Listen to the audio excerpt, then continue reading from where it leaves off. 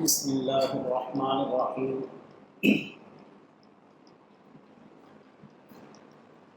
الحمد للہ رب العالمین والصلاة والسلام علی سید الانبیاء والمرسلین اما بعد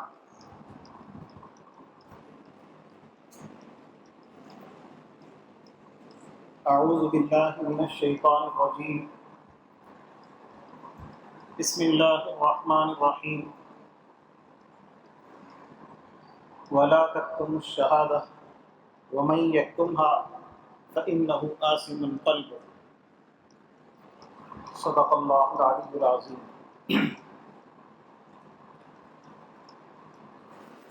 قال النبی صلی اللہ علیہ وسلم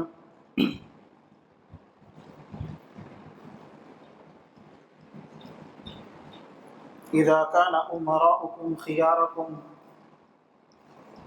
واغنياؤكم سمحاءكم وامركم شورى بينكم فظاهر الارض خير لكم من بطنها او كما قال عليه الصلاة والسلام۔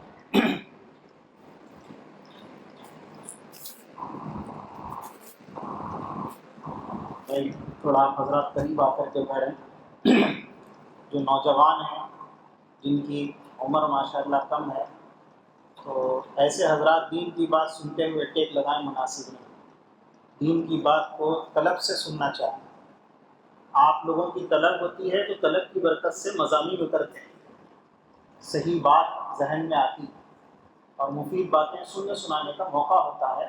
اللہ پاک کی طرف سے بھی مدد ہوتی ہے۔ تو کوشش کرنی چاہیے کہ دین کی بات رغبت سے سنی جائے، طلب سے سنی جائے۔ دعا فرمائیں کہ اللہ پاک مفید باتیں سننے سنانے اور اس سے زیادہ اس پر عمل کرنے کی ہم سب کو توفیق نصیب فرمائے۔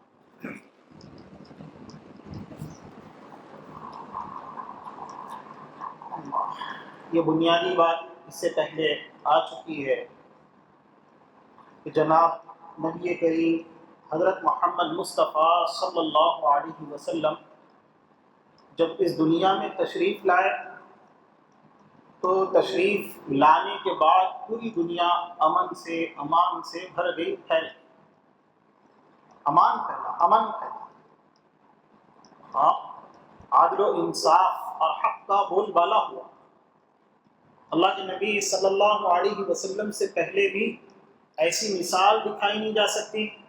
اور قیامت کے قریب تو پوری دنیا میں انشاءاللہ عدل کا بول بالا ہوگا، امن و امان کا بول بالا ہوگا۔ لیکن اللہ کے نبی حضرت محمد مصطفیٰ صلی اللہ علیہ وسلم نے خود ہی کہا تھا، کیا کہا تھا کہ دیکھو جب تک میں تم لوگوں کے درمیان میں زندہ ہوں تو نبوت باقی ہے، نبوت کے اثرات دنیا دیکھے گی، دنیا پہ نبوت کے اثرات پھیلیں گے۔ لیکن میں جب اس دنیا سے چلا جاؤں گا تو میرے اس دنیا سے چلے جانے کے بعد خلافت اعلیٰ منہاج النبوت دنیا کہ دنیا میں نبوت کے منہج پر خلافت دنیا دیکھی اور دیکھی دنیا میں۔ اللہ کے نبی حضرت محمد مصطفیٰ صلی اللہ علیہ وسلم جب اس دنیا سے تشریف لے کر کے چلے گئے تو جانے کے بعد روئے زمین کا سب سے افضل ترین انسان، سب سے پاک باز، سب سے شریف ترین انسان، سب سے زیادہ جو کامل اور سب سے زیادہ جو منتقی تھا، وہی کیا تھا؟ حاکم وقت بھی، خلیفۃ المسلمین بھی، حضرت ابو بکر صدیق رضی اللہ تعالی عنہ۔ اور حضرت ابو بکر صدیق رضی اللہ تعالی عنہ کے بعد دوسرے نمبر پہ جو خلیفہ بنے تو وہ اپنے زمانے میں پوری دنیا کے سب سے اچھے انسان، سب سے زیادہ پاک باز، سب سے زیادہ متقی، اور عدل و انصاف کا تو عالم یہ کہ عدل کا دوسرا نام عمر فاروق بن گیا۔ یہ حالات پیدا ہو کہ عمر فاروق کو عدل سے جانا جاتا ہے، عدل کی گویا عدل کا دوسرا نام عمر فاروق ہے، تو یہ بھی اپنے زمانے کے سب سے افضل ترین انسان۔ اور اس کے بعد حضرت عثمان غنی رضی اللہ تعالیٰ عنہ آئے یہ بھی اپنے زمانے کے سب سے افضل ترین، ان سے اچھا روئے زمین پہ کوئی اور موجود ہے؟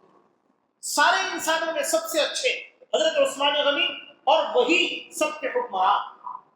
وہی سب کے خلیفہ، مسلمانوں کے خلیفہ حضرت عثمان غنی رضی اللہ تعالی عنہ، اور اس کے بعد حضرت علی کرم اللہ تعالی وجہہ، یہ بھی اپنے زمانے کے روئے زمین کے سب سے اچھے، سب سے شریف انسان، یہ خلافت اعلیٰ منہاج النبوہ۔ اس کے بعد اللہ کے نبی ایک محمد مصطفیٰ صلی اللہ علیہ وسلم کے الفاظ تھے کہ دیکھو میرے دنیا سے پردہ فرمانے کے بعد خلافت رہے گی، خلافت اور رحمت رہے گی، اس کے بعد ملوکیت اور رحمت دیکھو، اس کے بعد بادشاہ آئیں گے، نیک بادشاہ رہیں گے اور رحمت بھی رہے گی، اور بعض جگہ پر یہ الفاظ بھی ہیں کہ ملکن عاز، یعنی ایسے کاٹ کھانے والے بادشاہوں کو بھی دیکھو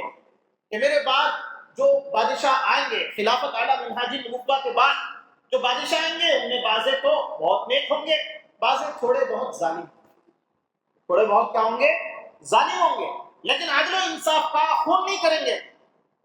عمومی طور پر عدل و انصاف کو ختم نہیں کریں گے، دنیا کے اندر جبر نہیں پھیلے گا، جبر ایک الگ چیز ہے، تھوڑا سا ظلم ہوگا اپنی دنیا بنانے کے لیے اور اپنی کرسی کو بچانے کے لیے، تھوڑا سا کاٹ لیں گے، تھوڑا سا تکلیف دے دیں گے، ملکن عاز، اور عزوز کے الفاظ بھی ہے، عزوز بھی کہا ہے، یعنی کاٹ کھانے والی بادشاہت ہوگی، تھوڑا بہت کیا کریں گے؟ وہ ستائے، تھوڑا بہت ستائے، یہ الفاظ ہے۔ اس کے بعد اللہ کے نبی کے الفاظ یہ ہیں کہ اس کے بعد کیا ہوگا کہ ملکن و جبریتن کے الفاظ، یعنی اس کے بعد جبری بادشاہتیں آئیں جو لوگوں پر گویا ان کی مرضی کے خلاف مسلط ہو جائیں، اور لوگوں پر جو حکم چلائیں گے تو ان کی چاہت ان کی مرضی کے خلاف، یہ جبری دور ہوگا، جبری دور ہوگا جس میں کیا ہوگا کہ جبر عام ہوگا، ظلم ہوگا، اور ظلم کے ساتھ ساتھ کیا ہوگا کہ یہ بادشاہ یہ کہیں گے کہ ہماری مرضی کے مطابق تمہیں جینا ہوگا، ہماری پرائیویسی ختم ہو جائے اور ہماری اپنی مرضی باقی نہیں رہے، بلکہ اپنی مرضی کو دوسروں پر مسلط کیا جائے، تھوڑا بہت ہم سے کچھ لیا نہیں جائے گا بلکہ ہم سے مطالبہ کیا جائے گا ان کی مرضی کے مطابق جینے، یہ جبری دور ہوگا۔ جبر کے اندر یہ ہوتا ہے کہ آدمی کی اپنی مرضی مفقود ہو جاتی ہے، قوموں کی مرضی مفقود ہو جاتی ہے، بادشاہ آ کر کے رعایا کی مرضی کا احترام نہیں کرے، ان کی خوشی ان کی پسند ناپسند کا وہ کوئی احترام نہیں کریں گے، یہ اللہ کے نبی محمد مصطفیٰ صلی اللہ علیہ وسلم کے الفاظ ہیں۔ ایک روایت اس سے پہلے میں نے آپ حضرات کو سنائی تھی، لا تقوم الساعة حتى يكون اسعد الناس بالدنيا لکع ابن لکع، دیکھو قیامت اس وقت تک قائم نہیں ہوگی، یہ دور بھی دنیا نے دیکھا کہ سب سے بڑے اور سب سے زیادہ اچھے جو انسان ہیں ان کی حکومتیں بھی قائم ہوگی، امن پھیلا امان پھیلا، لیکن اس کے بعد کیا ہوگا کہ دوبارہ زوال شروع ہوگا، اور ہوتے ہوتے نوبت یہ آ جائے گی کہ قیامت اس وقت تک قائم نہیں ہوگی جب تک کہ کرسی پر دنیا کے جو گویا سب سے خوش نصیب، دنیا کے اعتبار سے سب سے خوش نصیب انسان وہ ہوگا جو کمینہ ابن کمینہ، کیا مطلب کہ اس کا کوئی ماضی اٹھا کر کے دیکھو تو کوئی اتنا اچھا نہیں رہے گا، مالی اعتبار سے بھی بے حیثیت اور حسب و نسب کے اعتبار سے بھی بے حیثیت، اور رواۃً خفاۃً عراۃً رعاء الشاء، اس طرح کے جو الفاظ آئے تو اس طرح کے بیک گراؤنڈ والے لوگ جن کا اپنا کوئی بیک گراؤنڈ نہیں ہوگا، بالکل کمینے قسم کے لوگ، کمینہ کا مطلب ہوتا ہے کہ وہ جو ہے کم تر قسم کے اور ذلیل قسم کے لوگ ہیں، گویا حسب نسب کے اعتبار سے بھی کوئی شرافت نہیں، اور ان کا کوئی معیار زندگی جو ہے کوئی اچھا معیار زندگی نہیں ہوگا، ایسے لوگ کیا ہو جائیں گے؟ کرسیوں پر آ جائیں گے، اور صرف یہ نہیں بلکہ اس طرح کا معاملہ نسل در نسل چلے گا، لکع ابن لکع کے الفاظ، اللہ کے نبی ایک محمد مصطفیٰ صلی اللہ علیہ وسلم، تو اس دور کی بھی خبر اللہ کے نبی ایک محمد مصطفیٰ صلی اللہ علیہ وسلم نے اپنے زمانے ہی میں یہ کہا تھا کہ دنیا کیا ہوگی؟ دوبارہ زوال کا شکار ہوگی، لیکن خوشخبری بھی سنائی تھی کہ جب یہ جبری دور آ جائے گا تو اس کے بعد دوبارہ پوری دنیا خلافت اعلیٰ منہاج النبوہ کو بھی دیکھے گی، اس کے بعد وہ دور بھی آنا ہے، اس جبری دور کے بعد جو ابھی آیا نہیں ہے۔ ہم جو جس دور سے گزر رہے ہیں یہ جبری دور ہے، جس کو اللہ کے نبی نے کہا کہ گویا جبری طور پر بادشاہتی کیا کریں گے، تو ایسا دور ہے۔ اس کے بعد اللہ کے نبی کی خبر یہ ہے کہ پوری دنیا کے اندر دوبارہ خلافت کا نظام آ رہا ہے، دوبارہ دنیا امن اور عدل و امان کو دیکھے۔ اللہ کے نبی محمد مصطفیٰ صلی اللہ علیہ وسلم نے جو خبر دی تھی نا اپنی زندگی ہی میں، دیکھو کس طرح کے حالات تھے اللہ کے نبی کے آنے سے پہلے، کہ انسان غلامی کی زنجیروں میں جکڑا ہوا تھا اور ہر طرح سے عدل و انصاف محفوظ تھا۔ تھوڑا سا مال لے کے باہر اکیلے جانے کا تو تصور نہیں تھا۔ دور دراز کا اگر سفر کرنا ہو تو لوگ قافلے ڈھونڈا کرتے تھے، اگر کوئی قافلہ جانا ہو تو اس کے ساتھ جانا پڑتا تھا۔ اکیلا اگر چلا جائے تو اس کی زندگی کا کوئی بھروسہ نہیں اور اس کے سامان کا کوئی بھروسہ نہیں، وہ جتنا بھی مال لے کے نکلے تو سب غیر محفوظ، یہ حالت ہے۔ ہاں لیکن اللہ کے نبی محمد اور قافلے بھی لوٹ لیے جاتے تھے۔ ڈاکو اتنے عام تھے کہ پورے کے پورے قافلے لوٹ لیے جاتے تھے، یہ حالات۔ لیکن اللہ کے نبی نے خبر دی تھی کہ دیکھو ایک دور ایسا آئے گا کہ تنہا تنہا ایک عورت یمن سے لے کر کے حضرموت تک کا سفر کرے گی، کوئی اس کو چھیڑنے والا نہیں ملے گا، کوئی اس کی طرف ٹیڑھی آنکھ کر کے دیکھنے والا نہیں ملے گا، اس قدر امن عام ہوگا۔ اور اللہ کے نبی کے جانے کے بعد زیادہ دن نہیں گزرے، حضرت عمر فاروق رضی اللہ تعالیٰ عنہ کے دور میں یہ منظر دنیا نے دیکھا، بالکل وہ الفاظ جو اللہ کے نبی نے کہے تھے ان الفاظ کی پوری عکاسی اور وہ پورا منظر پوری دنیا کے سامنے آ گیا کہ یمن سے لے کر کے ملک شام تک کا جو سفر تھا ایسے امن و امان سے گزرتا تھا جس کی خبر اللہ کے نبی نے دی۔ ایک عورت تنہا، اللہ کے نبی کے آنے سے پہلے قافلے لوٹتے جاتے تھے، اور اللہ کے نبی کے آنے کے بعد دوسرے خلیفہ کے آنے تک پوری دنیا کی حالت بن گئی اور ایسے حالات بن گئے کہ ایک عورت تنہا گزرتی ہے یمن سے لے کر کے ملک شام تک، اور اس کی عزت بھی محفوظ، عفت بھی محفوظ، اس کا سامان بھی محفوظ، یہ امن یہ امان پوری دنیا میں پھیل گیا۔ لیکن پھر اللہ کے نبی نے خبر دی ہے کہ دوبارہ چل کر کے حالات پھر کیا ہوں گے، بد سے بدتر ہوتے چلے جائیں گے، اور آج کا جو دور ہے یہ جبری دور ہے جو اللہ کے نبی نے کہا تھا۔ اور میں نے اس سے پہلے گویا کلام پاک کے واقعات بھی پیش کیے تھے۔ اللہ پاک نے کلام پاک میں جو واقعات بتائے ہیں نا وہ واقعات ایسی نہیں بتائے، ہاں خاص طور پر فرعون کا جو واقعہ ہے اور ظالم بادشاہوں کے جو واقعات، کہ یہ جو بات ہے کہ او لتعودن فی ملتنا اور لنخرجنکم من ارضنا، زمینوں سے نکالنے کی دھمکیاں بادشاہ دیا کرتے تھے، نبیوں کو ملی دھمکی، اور بادشاہوں نے جب ظلم کیا تو یہی ظلم کیا کہ جو ان کی بات نہیں مانتے تو ان کو نکال دیا کرتے، اور یہ کہا کرتے تھے کہ دیکھو اگر تم کو ہماری سلطنت میں ہماری مملکت میں رہنا ہے تو لتعودن فی ملتنا، تم کو ہماری بات ماننی پڑے گی، تم کو کس طرح زندگی گزارنا ہے ہم طے کریں گے، تمہاری مرضی نہیں ہوگی۔ ہاں تم اگر ہماری مرضی کے مطابق رہنے کے لیے تیار نہیں تو کیا کیا جائے گا کہ تمہیں یہاں رہنے کی کوئی گنجائش نہیں، جہاں رہنا ہے تو ہماری مرضی سے رہو۔ یہ والی بات گزشتہ زمانے کے بادشاہوں ظالم جو بادشاہ تھے ان کی ہوا کرتی تھی۔ اور فرعون کے بارے میں تو کلام پاک میں یہ الفاظ ہے وَجَعَلَ أَهْلَهَا شِيَعًا يَسْتَضْعِفُ، کہ وہ کیا کرتا تھا کہ لوگوں کو دو حصوں میں بانٹ دیا اپنے مقاصد کے لیے۔ ایک گروہ پہ تو وہ احسان کرتا تھا اور دوسرے گروہ کو وہ کمزور سے کمزور تر بنا کر کے اس سے کیا کرنا چاہتا تھا کہ خدمتیں لینا چاہتا، بیکار کی خدمتیں، معمولی یعنی روٹی کے ٹکڑے کے لیے سارا دن محنت کرواتا، سارے دن محنت کرنے کا غلاموں کی سی زندگی، اور ملتا کیا کہ وہ زندہ رہے، زندہ رہنے کے لیے لوگوں کو کیا کرنا پڑتا تھا، فرعون کے کام کرنا پڑتا تھا، بیکار کے کام لیتا تھا، اتنے بڑے بڑے کام لے کر کے جو اس کو معاوضہ دیتا تھا، اتنا معاوضہ کہ وہ زندہ رہ سکے، تھوڑا بہت کھا کر کے، اور زندہ بھی اس لیے رہ سکے تاکہ ہمارے کام، یہ حالت ہو چکی تھی۔ وجعل اهلها شيعا يستضعف، اور آج کا منظر دیکھیں، آج یہی ساری باتیں کہ ہمارے ملک میں گویا اس تقسیم کی کوشش ہو رہی ہے کہ نہیں۔ سب سے پہلے فرعون نے بھی کیا تھا، فرعون کے بارے میں خبریں دی ہیں کہ ہندو مسلم اس نے کیا تھا، اور اس زمانے کے جو مسلمان تھے بنی اسرائیل کو اس نے اپنا تختہ مشق بنایا تھا، اور کلام پاک میں یہ واقعات ایسے نہیں بیان کیے۔ بنی اسرائیل کے ساتھ مسلمانوں کو بہت زبردست طریقے کی مشابہت ہے۔ بنی اسرائیل پر جس طرح کے حالات آئے تھے، امت مسلمہ پہ بالکل بھی آئی نہیں، اسی طرح کے حالات آنے والے ہیں۔ اسی لیے کلام پاک میں یہ واقعات بھی بیان کیے ہیں کہ کس طرح اس نے کیا کیا تھا، یہ پارٹیشن کیا تھا، پارشیلٹی کی تھی، اور کچھ لوگوں کو وہ نوازتا تھا، کچھ لوگوں پر وہ احسان کرتا تھا، اور کچھ لوگ تھے جن کے اوپر وہ اپنے ظلم کا بازار گرم کر کے رکھا ہوا تھا، ان کو جانوروں سے بدتر سمجھتا تھا۔ انسان تو دور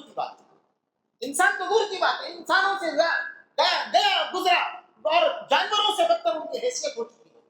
یہ وہ کیا کرتا تھا فرعون، اور کلام پاک میں فرعون کی یہ باتیں بیان کی ہیں، وجعل اہلھا شیعا یستضعف، اور کلام پاک نے کہا ہے یذبحون ابناءکم ویستحیون نساءکم،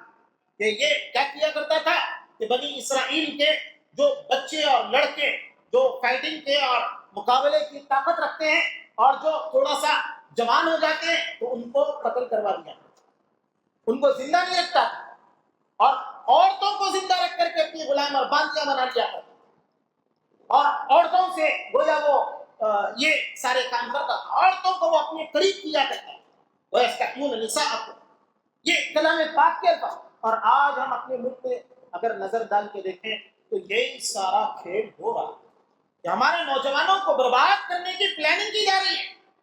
اور ہماری عورتوں کو، ہماری لڑکیوں کو، ہماری ماؤں بہنوں کو کس طرح ہم سے کاٹا جائے اس کی مکمل پلاننگ وہ لوگ کرتے ہیں، اور نان مسلم نوجوانوں کو ابھارتے ہیں باضابطہ، اور ان کو ٹریننگ دی جاتی ہے، ان کو فنڈنگ کی جاتی ہے، فنڈنگ کر کے یہ کہا جاتا ہے کہ دیکھو ان کی لڑکیوں کو کیا کرو کہ برگلاؤ، آمادہ کرو، پھسلاؤ، اور اپنی طرف کو کرو، اور ان کے جوانوں کو کیا کرو، تباہ کرو، برباد کرو، حالات ایسے پیدا کرو کہ کل کو چل کر کے ان سے ہم بگاڑ کے کام لے سکیں، اور ان کو ہم کیا کریں، اپنا غلام بنائیں، اپنی مرضی کے تحت میں ان کو کیا کریں، یہ حالات گویا۔ اور ایسی بات نہیں ہے کہ اب کوئی ڈھکی چھپی رہ گئی، یہ بات صاف طور پر، کھلے طور پر یہ چیز نظر آ رہی، سامنے آ رہی، اور ہماری کیفیت بھی وہی ہے جو بنی اسرائیل کی تھی، کہ بنی اسرائیل جو ہے نا بالکل ایسے ٹوٹ گئے تھے، بکھر گئے تھے، ان کے پاس گویا کوئی اتحاد نہیں تھا، کوئی اتفاق نہیں تھا۔ آج ہمارا بھی کوئی وزن نہیں، کوئی وزن نہیں، جتنی سیاسی پارٹیاں ہیں مسلمانوں کے متعلق تو ان کا نظریہ یہ ہے کہ بھائی یہ تو زمین فروش لوگ ہیں، زمین فروش لوگ، اور ان کے اندر کوئی اتحاد نہیں ہے۔ جب کسی قوم میں اتحاد نہیں رہتا ہے نا، ابھی میں نے حدیث پڑھی تھی، اس کے اندر الفاظ یہ ہیں کہ دیکھو اذا کان امراؤکم خیارکم، جب تمہارے امور کے جو ولی اور ذمہ دار لوگ ہوتے ہیں یعنی حاکم لوگ، اور تمہارے بڑے لوگ اگر نیک ہو، تمہارے پسند کے مطابق ہو، اور واغنیاؤکم سمحاءکم، اور تمہارے جو مالدار لوگ ہیں وہ کیا ہو کہ سخی، وہ اپنے ذاتی مفاد کے لیے خرچ نہ کرتے ہو، قوم و ملت کے لیے خرچ کرنے کا جذبہ اگر کسی قوم کے مالداروں میں، تمہارے مالداروں میں جب تک یہ گویا سخاوت کا جذبہ باقی رہے گا، وہ امرکم شورا بینکم، اور تمہارے امور اور تمہارے معاملات مشورے سے چلا کریں گے، نفسانیت، خواہشات نفسانی اور اتباع ہوا کا تم شکار نہیں ہوگے، بلکہ کیا ہوگے کہ تمہارے معاملات مشورے سے طے ہوا کریں گے۔ تو اللہ کے نبی نے کہا تھا فظہر الارض خیار لکم من بقنها، یعنی تمہاری زندگی موت سے اچھی ہوگی، تمہارا جینا مرنے سے بہتر ہوگا۔ یہ اللہ کے نبی ہے محمد مصطفیٰ صلی اللہ علیہ وسلم کے الفاظ ہیں، اور اس کے بعد آگے الفاظ یہ ہیں کہ دیکھو وَإِذَا كَانَ أُمَرَاؤُكُمْ شِرَارَكُمْ، اور جب تمہارے جو بڑے اور حکمران قسم کے اور تمہارے والی قسم کے، یعنی تمہارے بڑے جو تمہارے خیر و شر کے کیا ہے مالک ہیں، جو فیصلے کیا کرتے ہیں، جن کے فیصلے تم پر نافذ ہوتے ہیں، وہ اگر وہ کیا ہو جائیں کہ شرارکم ہو جائیں، وہ بد سے بدتر ہو جائیں، برے لوگ ہو جائیں، اور وہ امراؤکم بخلاءکم، اور تمہارے جو عمرا ہیں وہ بخیل ہو جائیں، وہ اپنے ذاتی مفاد کے لیے تو خرچ کریں اور قومی مفاد کے لیے بالکل خرچ کرنے کے لیے تیار نہ ہو، کوئی مرتا ہو مرا کرے، کسی قسم کی کوئی ہمدردی اور کوئی اثار کا اور کوئی سخاوت کا جذبہ ان کے اندر باقی نہ ہو، وہ بس اپنے لیے جیتے ہیں۔ کہ تمہارے عمرہ کیا ہو جائے، تمہارے گویا بخلا ہو جائے، بخیل قسم کے لوگ ہو جائیں، اور تمہارے جو امور ہیں وہ خواہشات نفسانی کے تابع ہو، اور وہ امورکم الی نسائکم، اور تمہارے جو امور ہیں وہ بالکل ناقصات العقل، ایسی عورتیں تمہارے فیصلہ کیا کریں، اور تم عورتوں کے حوالے ہو جاؤ جو ناقصات العقل ہیں، جن کے اندر غور و فکر کی اونچی صلاحیتیں موجود نہیں، جو صلاحیتیں عقل کی، دماغ کی، سوچنے سمجھنے کی اللہ پاک نے مردوں کو دی ہوئی ہیں، ویسی صلاحیتیں گویا عورتوں میں نہیں ہوا کرتی، اور وہ تمہارے کیا ہو جائے کہ گویا تمہارے معاملات اس طرح ہو، یا پھر تمہارے معاملات خواہشات نفسانی کے تابع ہو جائے۔ تو پھر کیا کہا تھا اللہ کے نبی نے کہ فظاہر البطن خیر من فبطن الارض خیر من ظاہرها، اب کیا ہوگا کہ زمین کا اندرون تمہارے لیے زمین کے ظاہر سے بہتر ہو جائے گا، یعنی اب ایسے وقت میں تمہارا مرنا تمہارے جینے سے بہتر ہو، ایسے حالات جب پیدا ہو جائیں تو سمجھ لو کہ تمہارا جو مرنا ہے یہ زیادہ بہتر ہے تمہارے جینے سے، کیونکہ اگر جیو گے تو جینے کے اندر اللہ کے حکموں کی اطاعت اور قدم قدم پہ مشکل ہو جائے گی، اور اعلاء کلمت اللہ کا کام بہت زیادہ خطرات سے لبریز رہے گا اور ہو نہیں پائے گا، تو اس لیے تمہارا جینا یہ کیا ہوگا کہ زیادہ بہتر نہیں رہے گا، تمہارا مرنا زیادہ بہتر رہے گا۔ یہ اللہ کے نبی محمد مصطفیٰ صلی اللہ علیہ وسلم کے الفاظ ہیں، ہاں یہ عمومی حالات سے متعلق اللہ کے نبی نے یہ باتیں کہی، لیکن اللہ کے نبی محمد مصطفیٰ صلی اللہ علیہ وسلم کے فرمودات تو ایسے ہیں کہ ظلم اگر اپنی انتہا پر بھی ہو تو اللہ کے نبی نے تو ہدایت یہ دی ہے، تمہاری نظر تو کس پہ ہونا چاہیے؟ اللہ پہ ہونی چاہیے، اللہ پہ نظر رکھو۔ یہ حالات جو ہیں یہ حالات ہماری بدعملی کی وجہ سے اور ہماری کمزوری کی وجہ سے، کہ خیر کو غالب رکھنے کی جو ہدایت اللہ کی طرف سے، اللہ کے نبی کی طرف سے ہمیں ملی تھی، ہم اس پہ فیل ہوئے، ناکام ہوئے، ہم نے اپنا میدان کیا کر دیا کہ دیکھو اللہ کے نبی کے بعد تو زمین کے سب سے اچھے انسان حکمران ہوا کرتے تھے، لیکن حالات بدلے، ہم نے کیا کیا کہ ایسے لوگوں کو آگے بڑھا دیا، ہم نے کیا کیا ایسے لوگوں کو پروموٹ کیا۔ حضرت حسین رضی اللہ تعالیٰ عنہ کا کارنامہ ہم میں سے ہر ایک کے دماغ میں ہونا چاہیے کہ آپ نے کیا کیا تھا۔ یزید کی بیعت کی جب بات آئی تو آپ یزید کے ہاتھ پر بیعت کرنے سے آپ نے انکار کر دیا۔ بڑے بڑے صحابہ موجود ہیں، صحابہ کی موجودگی میں گویا ایک ایسا آدمی جو کیا ہو کہ ٹھیک ہے اس کے اندر حضرت امیر معاویہ رضی اللہ تعالیٰ عنہ کا خیال تو یہ تھا کہ وہ آگے چل کر کے بہت زیادہ شریف بنے گا، سب کچھ ہوگا، لیکن حضرت حسین رضی اللہ نے بتایا کہ بھائی حضرت امیر معاویہ کے نظریات کے یہ خلاف جا رہا اور یہ آگے چل کے کیا ہو سکتا ہے، ہوا بھی نہیں۔ دیکھو حضرت حسین رضی اللہ تعالیٰ عنہ نے یہ تو پٹری بدل رہی تھی، پٹری کے بدلتے وقت میں قربانی دے کر کے راستہ دکھلا دیا۔ اے لوگوں دیکھو دنیا تو کوئی چیز نہیں ہے، دنیا کوئی چیز نہیں، اگر دنیا میں امن و امان کو بچانا ہے، عدل و انصاف کو بچانا ہے تو اللہ کے نبی کے نظام کو باقی رکھو، قائم رکھو، اگر یہ نظام باقی رہے گا تو عدل و امان بھی باقی رہے گا، اور اس کے لیے اپنی جانوں کا بھی نذرانہ پیش کرنا پڑے، پیش کرو۔ ہاں اس طریقے سے اپنی شہادت پیش کی حضرت حسین رضی اللہ تعالیٰ عنہ، اور یہ کہا کہ بھئی ظلم کے خلاف میں اپنی آخری سانس تک لڑوں گا اور استقامت کا پہاڑ بن جاؤں گا، اور آپ استقامت کے پہاڑ بن گئے۔ اگر آپ تھوڑا بہت زمین فروشی کا کام کر لیتے ہاں تو کیا آپ کو عہدے نہیں ملتے، کرسیاں نہیں ملتے؟ آپ اگر یہ کہتے کہ بھئی یہاں کی ذمہ داری میرے حوالے کر دو، اتنے چیز پہ میں حکومت کروں گا اور بقیہ کو تم دیکھنا، یزید سے کچھ معاملات کر لیتے تو کیا یہ باقی یہ نہیں ہو سکتا تھا؟ بہت آسانی کے ساتھ، اکرام کے ساتھ، عزت کے ساتھ سارے کام ہوا کرتے تھے، لیکن ایک دینی جذبے کے تحت میں اور اس خیال سے کہ دیکھو ظلم کے خلاف تو آگے آنا پڑے گا۔ تو اب دیکھیے میں اپنی بات کو بالکل مختصر کر کے مختصر وقت میں ایک بات کہنے لگا ہوں کہ دیکھیے اب ہمارے کرنے کا وقت ہے۔ اب ہم اگر روتے ہیں اپنے اوپر ہونے والے مظالم اور ہم اپنی آنکھوں سے دیکھ رہے ہیں کہ کس طرح بلڈوزروں سے غریبوں کے مکانات توڑے جا رہے ہیں اور کس طرح کے مظالم اور کس کس طرح کے نعرے اور کس کس طرح کے الفاظ، گویا بڑے بڑے ایسے لوگ جو حکومت کی کرسیوں پر ہیں اور ایسے وقت جبکہ پابندیاں ہیں لیکن ایسے وقت میں بھی کس طرح کے الفاظ ان کی زبانوں سے نکل رہے ہیں اور ان کے مقاصد کھلے عام سب کے سامنے آ رہا ہے۔ اور حالات بھی گویا اتنے خراب ہو چکے ہیں کہ اگر اس مرتبہ نفرت پرستوں کو موقع مل گیا تو آئندہ گویا ہمیں الیکشن دیکھنے کا بھی موقع نصیب ہو یا نہ ہو، یہ بھی ہمارے علماء خیر ہے کہ آئندہ الیکشن کا معاملہ ہی ختم، اور جب ظلم اس طرح بڑھ رہا تو ہم میں سے ہر ایک کا کردار کیا ہونا چاہیے کہ دیکھو